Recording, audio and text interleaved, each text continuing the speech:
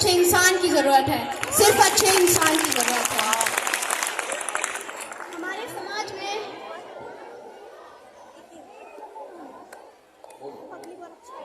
हमारे समाज में मुझे एक शैक्षिक बीमारी भी नजर आती है और बड़े ही आश्चर्य की बात है, जिस देश ने पूरी दुनिया को तक्षशिला और नालंदा देकर विश्वविद्यालय शिक्षा की बुनियाद रखी, आज विश्व के 100 सर्वश्रेष्ठ विश्वविद्यालयों में हमारा एक भी विश्वविद्यालय खड़ा नहीं हो पाता है।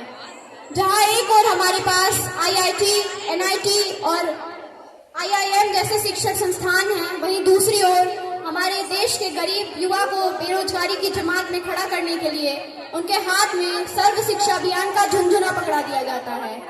और इसका केवल एक ही कारण है, हमारे देश की शिक्षा नीति केवल दो तरह के लोगों के लिए बनती है, पहले जो विद्वान हैं और दूसरे जो धनवान हैं।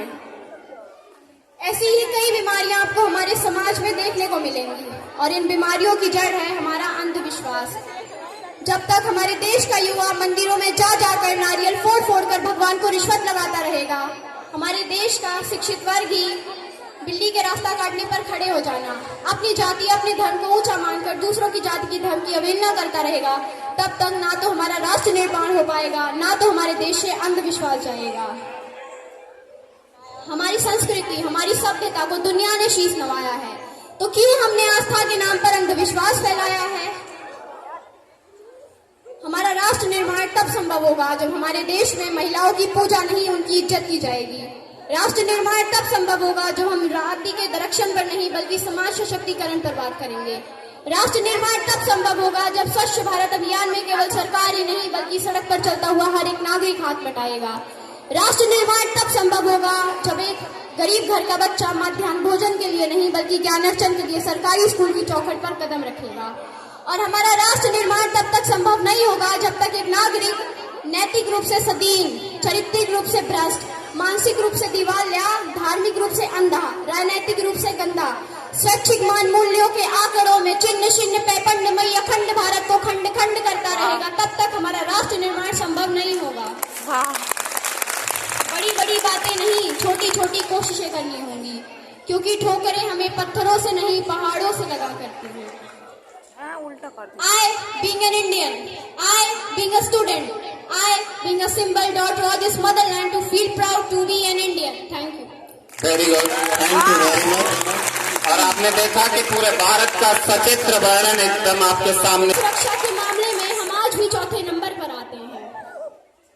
हम ना एक ऐसे समाज में रहते हैं जहाँ पत्थर की मूरत को लगते हैं 56 भोग, भूखे नंगे तड़पते सो जाते हैं लोग, भूखे नंगे तड़पते सो जाते हैं लोग। मजदूर को मजदूर समझिए, मजबूर नहीं।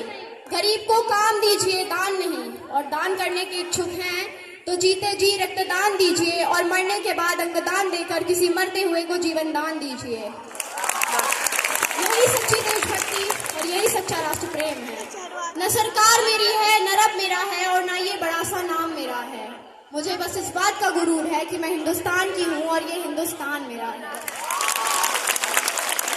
हमारे समाज में मुझे एक वैचारिक बीमारी भी नजर आती है। कहा जाता है कि हम दुनिया के सबसे बड़े लोकतंत्र हैं, जहाँ हिंदू पैदा होते हैं, मुस्लिम पैदा होते हैं, सिख और ईसाई भी पैदा होते हैं, लेकिन बदकिस्मती की बात है अब इंसान पैदा नहीं होते।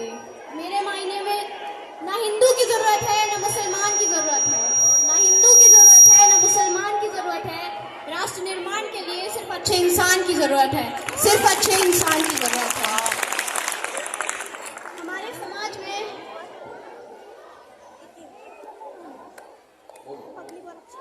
हमारे समाज में मुझे एक शैक्षिक बीमारी भी नजर आती है और बड़े ही आश्चर्य की बात है, जिस देश ने पूरी दुनिया को तक्षशिला और नालंदा देकर विश्वविद्यालय शिक्षा की बुनियाद रखी, आज विश्व के 100 सर्वश्रेष्ठ विश्वविद्यालयों में हमारा एक भी विश्वविद्यालय खड़ा नहीं हो पाता है। जहां एक और हमारे पास IIT, NIT और IIM जैसे शिक्षण संस्थान हैं, वहीं दूसरी ओर हमारे देश के गरीब युवा को बेरोजगारी की जमात में खड़ा करने के लिए उनके हाथ में सर्व शिक्षा अभियान का झुंझुना पकड़ा दिया जाता है। और इसका केवल एक ही कारण है, हमारे देश की शिक्षा नीति केवल दो तरह के लोगों के लिए बनती है, पहले जो विद्वान हैं और दूसरे जो धनवान हैं। ऐसी ही कई बीमारियां आपको हमारे समाज में देखने को मिलेंगी और इन बीमारियों की जड़ है हमारा अंधविश्वास। जब तक हमारे देश का युवा मंदिरों में जा जाकर नारियल फोड़ फोड़ कर भगवान को रिश्वत लगाता रहेगा, हमारे देश का शिक्षित वर्ग ही बिल्ली के रास्ता काटने पर खड़े हो जाना, अपनी जाति अपने धर्म को ऊंचा मानकर दूसरों की जाति की धर्म की अवहेलना करता रहेगा, तब तक ना तो हमारा राष्ट्र निर्माण हो पाएगा, ना तो हमारे देश से अंधविश्वास जाएगा। हमारी संस्कृति, हमारी सभ्यता को दुनिया ने शीश नवाया है, तो क्यों हमने आस्था के नाम पर अंधविश्वास फैलाया है? हमारा राष्ट्र निर्माण तब इंच इंच कट जाना। वाह, क्या बात। क्योंकि तब हमारा देश बलिदान मांगता था, तब हमारा देश लड़ जाने को कहता था, तब हमारा देश मर जाने को कहता था, तब हमारा देश मिट जाने को कहता था, तब हमारा देश फांसी पर चढ़ जाने को कहता था। किंतु आज हमारा देश मर जाने को नहीं कहता, आज हमारा देश मिट जाने को नहीं कहता, आज हमारा देश फांसी पर चढ़ जाने को नहीं कहता, बल्कि मेरे मायने में जो व्यक्ति अपना काम पूरी मेहनत, लगन और ईमानदारी के साथ करता है, वही सच्चा देशभक्त है। और मैं नहीं मानती कि व्हाट्सएप और फेसबुक की डीपीओ को 3 रंग में रंगना ही देशभक्ति है।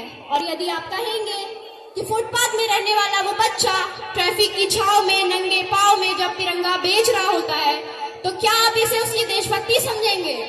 ये उसकी देशभक्ति नहीं, उसके पेट की शक्ति है जो उसे ऐसा करने पर मजबूर कर रही है। क्योंकि न मस्जिद को जानते हैं, न शिवालयों को जानते हैं, न मस्जिद को जानते हैं, न शिवालयों को जानते हैं। जो पेट के भूखे होते हैं ना, वो सिर्फ भोजन के निवालों को जानते हैं, वो सिर्फ भोजन के निवालों।